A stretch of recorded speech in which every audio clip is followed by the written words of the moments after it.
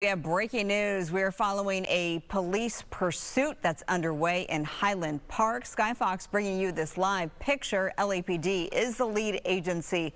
A pursuit of a man with a gun. So an armed suspect eluding officers right now in Highland Park. If you look at the extreme nav technology that Sky Fox carries, you can see that this is North Avenue 53, just passing York Boulevard, again in Highland Park. The vehicle seems to have some damage to its tires. You can see some of the sparks. It looks like, in fact, it's riding on the rim in the front of this sedan. You can get a clear shot of the male driver behind the wheel, and it looks like he's having a hard time controlling it, which makes sense given the damage done to the vehicle. Not sure if this was caused by a spike strip. It very well could have been an accident prior, but it's probably only a matter of time until this comes to an end. So obviously on crossing the double yellow lines, going against traffic now within those lines, York Boulevard and Avenue 55, Highland Park. Speed's not an issue, just in the, under 10 miles per hour. That's primarily, I think, because the car is so compromised at this point. So a little squirrely driving here in and out of the double yellow lines, picking up a little bit of speed here, 25 miles per hour or so. LAPD, the lead agency. Obviously, this is a very dangerous situation because not only do we have somebody who's trying to get away from officers, but we have somebody who's driving an impaired vehicle, so doesn't have a lot of control of this vehicle. So hopefully, we haven't seen many cars out there. Hopefully it stays that way. It looks like he pretty much has an open road. We did get a clear shot of the driver from the side, so we can tell you it's a male suspect. All that we're hearing is LAPD is in pursuit of a man with a gun. We're working to get more information. We have the night sun now blasting the suspect and the vehicle down below. That is from LAPD. Sparks flying, making a right turn here on, looks like Toledo Street and York Boulevard in Highland Park. This is dangerous given the time of night and that people could be out and about walking. Fortunately, it doesn't look too busy, but this is a residential neighborhood. You see the black and whites behind them, the lights on, the flashing lights, and you think about how you bring this to an end. The vehicle itself already impaired, that's one thing. They could do a pit maneuver because speeds are below the threshold of that, and they may have already conducted the spike strips, because you see on this angle too, more than one vehicle, more than one tire is completely blown out. So just literally riding on rims in the front. We've seen this play out on the air before, where eventually the car just has to stop and it'll catch fire. So let's hopefully it doesn't get to that point and this guy has some sense just to pull over and give up. Just surrender at this point, because I keep saying it, but it literally is only a matter of time. So if you're just joining us on LA Live News Tonight, 9:37 on this Friday night, we have our latest pursuit underway in Los Angeles in the Highland Park neighborhood. York Boulevard, Avenue 57. Looked like he just sort of needled his way in and out of some traffic there, just barely scraping by those other vehicles. I don't think he made contact with those other vehicles. Let's hope not. We haven't heard of any accidents prior. We're still working to figure out how the car was damaged in the way that it is. Literally, the tires blown off. That makes sense to me that there may have been a spike strip ahead of time. But to get to that point, it's been a while since those tires were damaged. So I'm not quite sure. Hopefully our assignment desk can work to get some more information there. But a whole lot of sparks on this Friday night in this pursuit in Highland Park. All that we know from LAPD is that they are trying to get this guy behind the wheel who is said to be armed with a gun. We're not sure what kind of gun that is. We don't know if there are other people inside the vehicle. Law enforcement always assumes the worst, always assumes that someone is armed inside, always assumes that there's somebody else in the vehicle. So they're using all of these little tidbits of information to try and figure out how to bring this pursuit to an end and do so without injuring anybody else. So with that said, that makes me think of why we bring you these pursuits, and that is to alert the public so that if you're in this neighborhood, that you don't go outside and get involved and accidentally become a innocent bystander or a victim to one of these pursuits, because we've seen it all too often when they turn a deadly for the suspect or deadly for an innocent person out there. So now that we have a wider shot, you saw just the trail of LAPD officers behind. So we got one versus, I don't know, I think I counted at least 5 LAPD cruisers behind them here, making a slow right turn. Can you imagine trying to drive this vehicle in the shape that it's in? Okay, we're coming to a stop here. This is Fayette Street and Neva Place in Highland Park. Vehicle has come to a stop. You see the smoke from the car. You see the officers shining the light, guns drawn. At this point, officers are telling the suspect to surrender, get out, put your hands up. The protocol is to obviously obey officers, get out, hands up, and then typically walk backward and then eventually get down on the ground. You'll be put in cuffs. And that's when the officers can call it safe and over and what they call officially a code 4. We have a long way to go until that happens, because it doesn't look like the suspect, even though the vehicle stopped, is going to come out as easily as we might think. So we're going to watch this play out here. You look at the officer's body language. One just sort of ran away, probably to communicate with the other officers and strategize on what they're going to do. You can see the suspect behind the wheel here.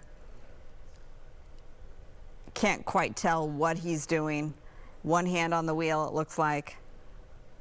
Perhaps he's on the phone. Perhaps he's just contemplating his options. Not a lot of options at this point. It doesn't look like the vehicle has any juice left, or even just the ability to be able to continue on, because we've seen a cat and mouse game go on where officers have gotten to this point, literally out of the vehicles. The suspect is stopped in a vehicle and then the suspect takes off. So we've seen that play out on the air. Hopefully that's not the case. I don't even think the vehicle, as mentioned, has the power to go any further given how damaged it is. I mean, the windshield wipers are going.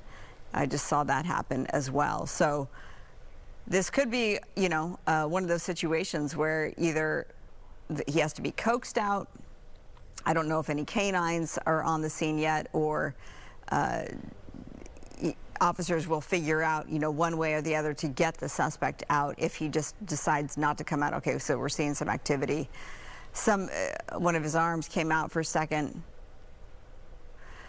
Okay, joining me right now is Dennis Zine. He is a reserve officer. He's with the LAPD for decades. Appreciate you jumping on the air with me, Dennis, on this Friday night. I'm doing my best to narrate this. Why don't you take it away? What are officers up against in this situation? Well, I don't see a broadcast going right now. Are we on live TV at the moment? Yes, I don't see it. yes, we're on channel Fox 11 Plus, which is channel 13. So if you want to switch over to channel 13, what you're going to see, Dennis, is a sedan. Here we go. Sedan that is surrounded, or actually just not in the front. Well, officers might be in the front, but you see the scene down below. The vehicle doesn't have any tires left in the front, literally riding on rims, came to a stop here on a residential street in Highland Park. Officers' guns have been drawn for, I don't know, 3-4 minutes now. And we do know it's a suspect, one man behind the wheel, reportedly armed with a gun. Okay, so we're at a standoff between the units and the suspect or suspects in the car. I can see the suspect moving around in the car. Do we have only one suspect in the car? As far as we know, but you know how that goes. Right. There might be someone in the back or ducked down. So they're at a standoff, and I just tuned in to see where we're at with it. So obviously the officers will call for backup. They have, I think, 3 units there now. They'll bring in the canine if they need the canine, and the standoff will last for a bit until the individual decides to surrender, or they'll use some type of devices to neutralize and to bring the suspect out of the vehicle. They'll be negotiating as much as they can. If there is a weapon, and the individual decides to use that weapon, that'll also exceed what the conversation goes, it goes into something more serious than the conversation. Looks like the car may be on fire or smoking somehow. We see smoke emitting from the vehicle. Well, that was because the tires are blown out. I mean, there could be other damage, of course, but literally riding on rims. So there was a whole lot of sparks in this pursuit as well. Yeah, I just tuned in to see the static mode as we are now at the stationary position with the units behind. It looks like they've got at least 3 units there. Additional units and the supervisor obviously be responding. The standoff may last for a while, or if there's the desire, the desire to exit the vehicle, but they'll be encouraging the individual to surrender. So we see a man with a gun. Apparently, a gun was involved in the situation, which obviously creates great. There we go. Now we're on the movement again. Yeah. So I was just saying that I wasn't sure. I was explaining to our viewers, they've seen it too, the whole cat and mouse thing before, where the vehicle stops for a while and they taunt officers, and this is what we're seeing again. I just didn't think that the car had the ability to. I thought it was damaged enough, but it doesn't look like that's the case. So we're on the move again. Aldama Street and York Boulevard in Highland Park. Speeds, obviously, that's not the issue. It's, 20 miles per hour or so. But, obviously we have a dangerous person behind the wheel, armed, according to law enforcement, and doing anything they can, Dennis, to stay out of handcuffs. But, this can only go on for so long. Well, we see that the right side of the car, extensive damage to the right side of the car. We see smoking, whether that's smoking tires or if the tires are giving out and maybe running on a rim, but the car definitely is not in good condition. That will only go for so long until it ceases to continue. And at that time, they can move in. But obviously, we've got an air unit overhead. Units, I'm sure, supervisors now involved, if not at the scene. So this will continue until that car gives out. It doesn't look like the operator of that car intends to surrender. And the slow speed, obviously, is one factor. But the fact was we're a heavily populated area, and we encourage residents, if you see this coming, stay out of the way. We don't know if the individual is going to fire if there is a weapon, or they use the vehicle as a deadly weapon. So the bystanders need to stay out of the way of the unit, the police units that will be in pursuit, as well as this individual who's trying to flee at a very, very slow speed. Maybe the car's inoperable. It's going to become inoperable the way that he's moving very slow speed down the roadway. Yeah. So now we're at Piedmont Avenue and Avenue 61, Highland Park. We picked this up in Highland Park, a sedan heavily damaged, not just the right side, tires gone in the front. LAPD had it stopped for some time, probably 5-6 minutes total. The driver thought that he could go a little bit further. Now we're stopped again here on Piedmont Avenue. At this point, I think of having covered these for so long, why not just do a pit maneuver? Is it because the streets are so tight, or just because it's only a matter of time given how damaged the vehicle is? Well, the problem with the pit maneuver is if the individual does have a weapon, that really puts the officers in great danger. Yes. You don't want to expose the officers to any more danger than they're exposed to. If he gets out of the car and starts firing at the officers, we don't know what he's going to do. Clearly, there's sufficient officers and backup at the scene, but they don't want to approach if there's a possible weapon involved to get involved in a shooting or to have an officer shot. It's not... No one's going to play John Wayne and play the hero. They'll play this out as long as it's going to take, but they're not going to jeopardize, and we don't encourage them to jeopardize their safety to approach if there's a possible weapon. And apparently that was the call. There was a weapon involved at some time during this pursuit. So with that caution, these officers obviously have families. They want to go home at night. We don't expect them to risk their lives in this situation when there's a possible weapon, or they could do a pit. Or they could do spikes. There's all kinds of things they could do, but the car is really not going to be able to operate for any length of time. As we see, it's got extensive damage. It's kind of like just putting along as the roadway, but I don't see it excessive speed or the ability to do that, and he'll just play this out as long as he can. We don't know. I don't know if there's one or more operators, passengers, possibly in the car with this individual, but we see it smoking, so that means there's obviously some extensive damage to either the tires or the engine or something where it's smoking like that. So it's going to be a while, apparently, until individual decides to exit the vehicle. clearly sufficient officers there to take the individual into custody in a cautious manner, because out of the car, on the ground, etc. So it's kind of cat and mouse as we proceed down the road, and now it's stopped again. He may be taunting the officers as we see his head out the driver's window, but clearly sufficient units at the scene. There's probably a supervisor there who's directing the patrol officers what to do. So this cat and mouse will continue until we get additional units there that have some other type of equipment. But again, it's not worth getting involved in a shootout in a populated area. So they're going to use extreme caution and make sure they can avoid that. And if he fires, then there'll be great consequences for him. But at this particular time, I understand there's a possible gun. They haven't verified, to my knowledge, that there is actually a gun. Right. So it's Piedmont Avenue and Sumter Drive, Highland Park, obviously, to Dennis's point, a busy area on this Friday night. He is outnumbered by a number of LAPD officers. So here we are again in a similar situation, maybe a mile prior when we saw him stop. The vehicle is smoking. The 2 front tires are gone. All that LAPD was saying to us was that this is a man with a gun. I don't know if that's the original want. We're working to get some more information on that. Nonetheless, somebody who's dangerous, who's doing everything that they can to stay out of custody. And you see some movement here from the suspect, the window down.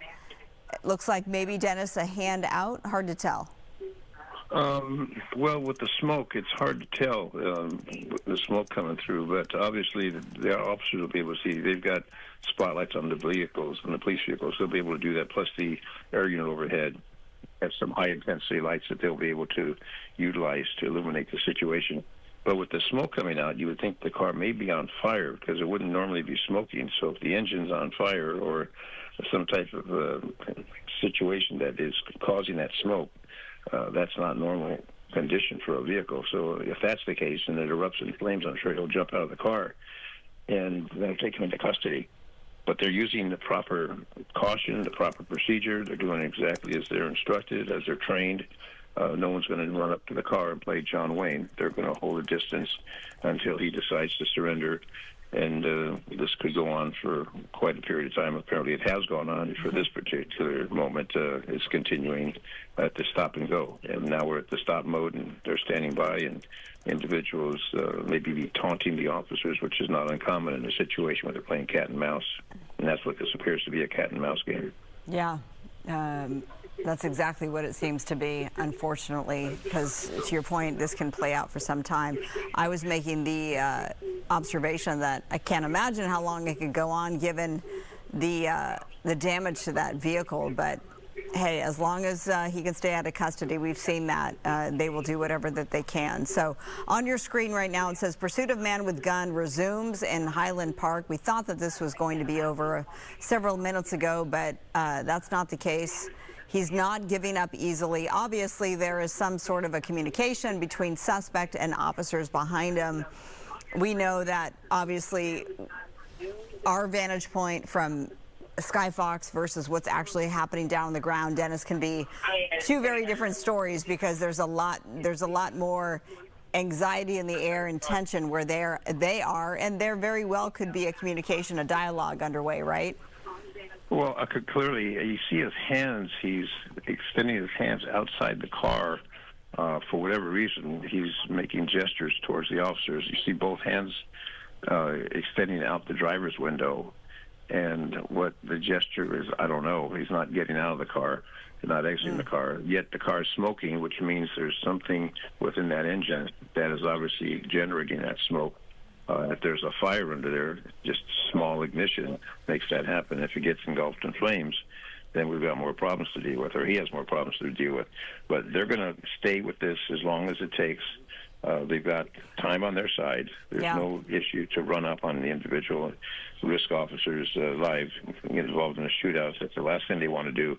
They want to avoid that at all costs. So clearly sufficient units. I'm sure supervisors dictating what the officers will be doing.